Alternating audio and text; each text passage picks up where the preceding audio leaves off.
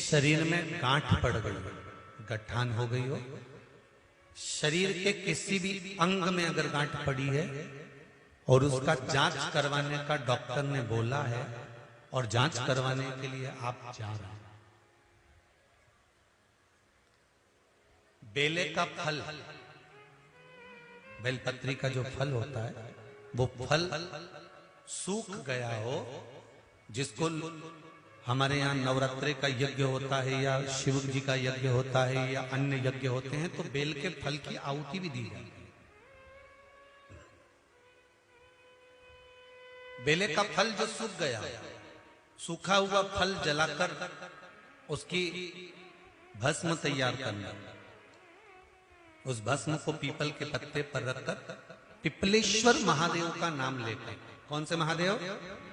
पिपलेश्वर महादेव का नाम लेकर बेलपत्री के वृक्ष के नीचे रख लेना और पिपलेश्वर महादेव का ही नाम लेकर बाबा देवादिदेव महादेव से विनती कर कर जो रोग है और गठान कितनी है उस गठान की जांच कराने जा रहे हैं, ये भाव वर्णन कर कर उस भस्म को लेकर आ जाना शिव मंदिर पर, उसको थोड़ी सी देर रखकर पिपलेश्वर महादेव का स्मरण कर कर उसको लेकर आइए और उस गठान वाली जगह पर उस भस्म को लगाकर फिर आप जांच के लिए जाइए।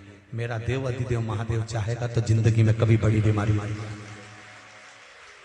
धीरे धीरे धीरे धीरे रोग उस गठान वाली जगह पर अगर पिपलेश्वर महादेव से भस्म भी शंकर के नाम से, पिपलेश्वर महादेव के नाम से लगाई जाए तो गांठ भी धीरे धीरे गलना प्रारंभ हो जाती है।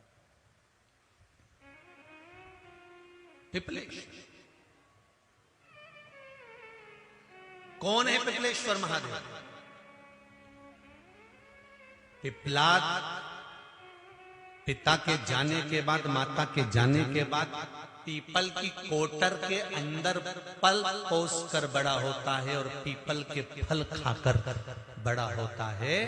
शंकर भगवान ने एक पीपल की कोटर में रखकर पिपलाद को बड़ा कर दिया था, तो पिपलाद ने शंकर भगवान का भजन कर कर शिव को प्राप्त करा।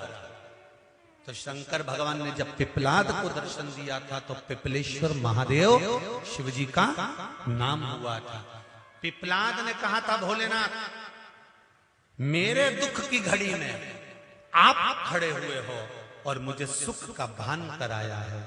जब व्यक्ति के जीवन में बहुत भारी रोग हो और बहुत तकलीफ में हो तो मेरा पिपलेश्वर महादेव उसके हर क्षण सामने खड़ा हो, तो वो पिपलेश्वर महादेव के रूप में खड़ा हो।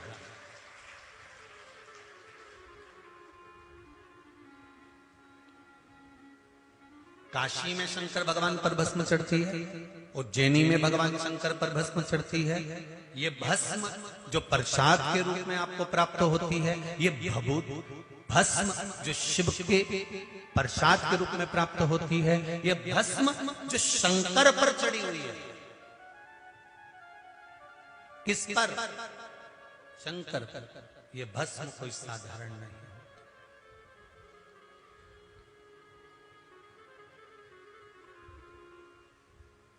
इसका प्रयोग कहाँ करना है, कैसे करना है, कब करना है, यहां तक इसका वर्णन है महाराज। पहले की कथाओं में भी इसका वर्णन किया गया कि हम जो मस्तक पर भस्म धारण करते हैं, त्रिपुंड धारण करते हैं, कंठ पर भस्म लगाते हैं, भुजाओं पर भस्म लगाते हैं, कलाइयों पर भस्म लगाते हैं, हृदय पर भस्म लगाते हैं, कर्णों पर भस्म लगाते हैं। जब यज्ञ करता ब्राह्मण यज्ञ पूरा करवाते हैं तो उस सुरवे को लेकर भस्म निकालकर आपके कंठ पर, श्रवण पर, मस्तक पर, हृदय पर लगाते कि नहीं लगाते? उस भस्म का प्रमाण है।